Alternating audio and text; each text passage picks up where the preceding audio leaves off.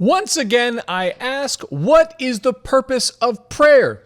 Is God just a giant sugar daddy? And I love you. I love you too, Daddy. Money, please.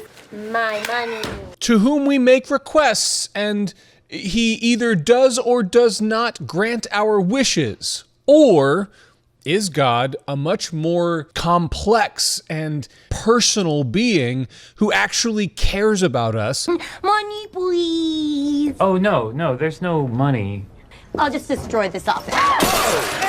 Give her some money, it's easier. And wants to have a relationship with us. And maybe prayer is a method by which we can develop and mature that relationship. That's what we're talking about this week. Hello all, I'm the Mad Pastor, and Christianity sucks. It's boring, it's out of date, it's irrelevant, but it doesn't have to be. Let me explain why. This week, as we continue to talk about prayer, we are going to talk about one of my most pivotal, most important to me personally, moments in Scripture that happens, and it's when Jacob, who later gets renamed Israel, wrestles with God on the banks of a river.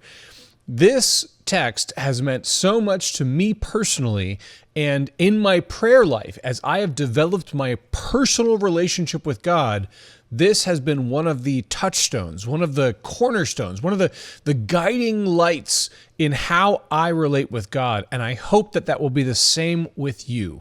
But before we get into the text, we do have to establish some context for the story. So we are going to be reading from the book of Genesis, and we're talking about ancient forefathers for the Israelite culture, for the Hebrew faith. And so it all starts with this one guy named Abram. God reaches out to Abram, renames him Abraham, and establishes a covenant with him. I'm going to make of you a great nation, and you are to be a city on a hill, an exemplar of what it means to have a relationship with the living God, Yahweh. Abram has several sons, but Isaac is the most important.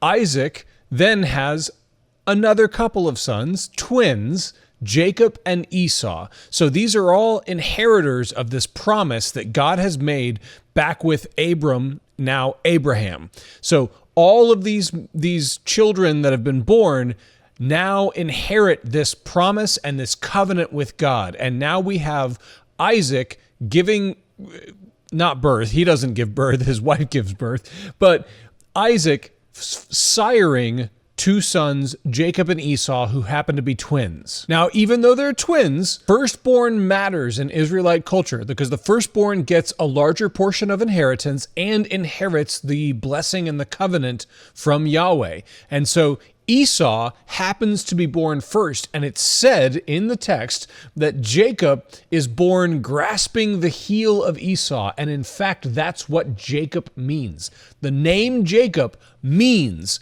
heel grabber, or in our modern day parlance, leg puller. He's pulling your leg, he's yanking your chain, he's getting one over on you. Jacob, his namesake, is that he will be a trickster and a con man. So you can read all this in Genesis, but I'm going to sum it up. Jacob proves true to his namesake. He cheats Esau out of his monetary inheritance over a bowl of soup. He then tricks his father into passing the blessing to him, the secondborn, which is not supposed to be the case, instead of Esau. So Esau's been cheated twice now. Then Jacob has to flee because Esau's going to kill him. And when Jacob flees, he falls in love, and he gets tricked himself, but then he wheels and deals and uses his con artist silver tongue to get the woman he really wants. Then, when it comes time for them to leave, Jacob once again uses his silver tongue to make sure that when he departs from his father-in-law, he gets all the best of the herd. He tricks him, and he uses this con artist, trickster nature to get everything he wants. And that brings him to a moment where Esau, his older brother, whom he has stolen virtually everything important from, is coming, and he's bringing an army. And so you can imagine that Jacob and his two wives and everything he's earned, and they are in fear for their lives because now Esau is coming and he's bringing an army. So all this brings us to this very important text where Israel gets its name. This is from the book of Genesis, chapter 32, verses 22 through 32, and it sounds like this. The same night he got up, he being Jacob, he got up and took his 2 wives, his 2 maids, and his 11 children, and crossed the ford of the Jabbok. By the way, Jabbok means emptying out or wrestling. It means both things. So this is a place where Jacob is going to be emptied through wrestling. Spoiler alert. 23. He took them and sent them across the stream, and likewise everything that he had. Jacob was left alone, and a man wrestled with him until daybreak. Spoiler alert, the man is God. Verse 25. When the man saw that he did not prevail against Jacob, he struck him on the hip socket, and Jacob's hip was put out of joint as he wrestled with him. Then he said, "Let me go, for the day is breaking." But Jacob said, "I will not let you go unless you bless me." So he said to him, "What is your name?" And he said, "Jacob." Then the man said, "You shall no longer be called Jacob, but Israel, for you have striven with God and with humans and have prevailed." Then Jacob asked him, "Please tell me your name." But he said, "Why is it that you ask for my name?" And there he blessed him. So Jacob called the place Peniel, saying, "For I have seen God face to face, yet my life is preserved." Peniel means face of God. The sun rose upon him, and he passed Penuel, limping because of his hip. Therefore, to this day, the Israelites do not eat the thigh muscle that is on the hip socket, because he struck Jacob on the hip socket at the thigh muscle.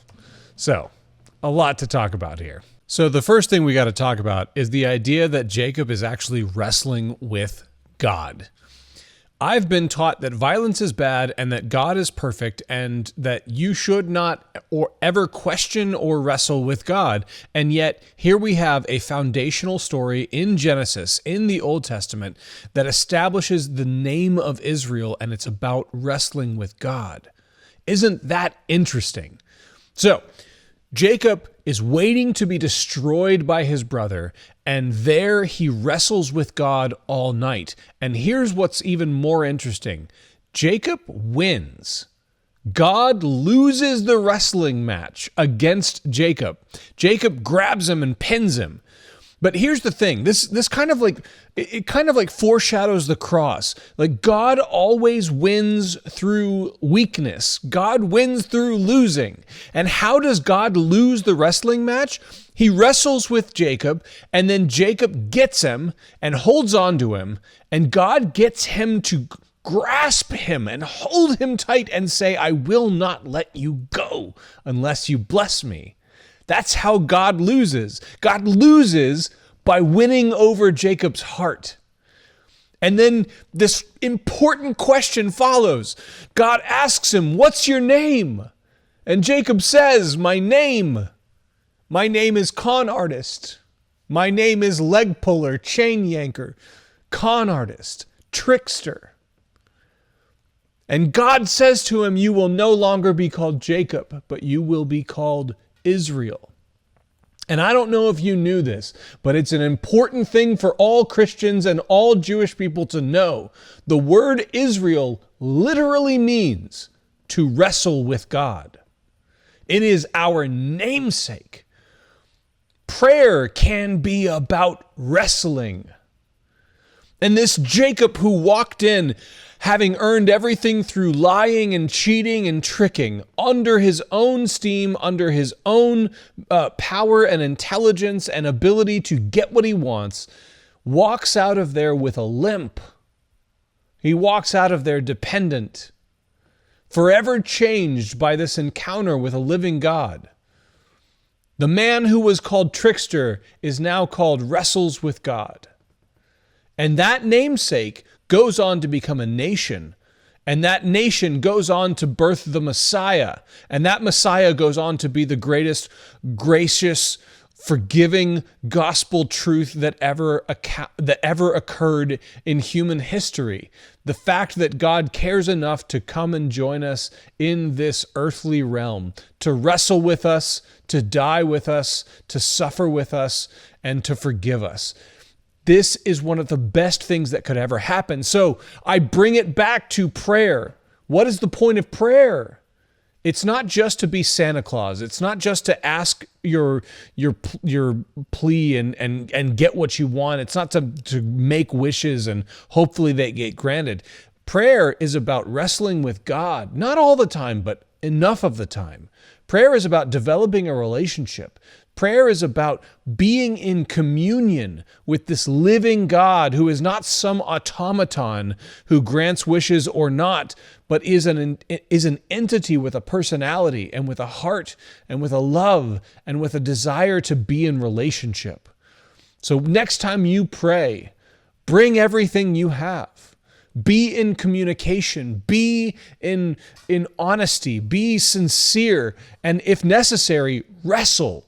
Wrestle with God. Good things happen.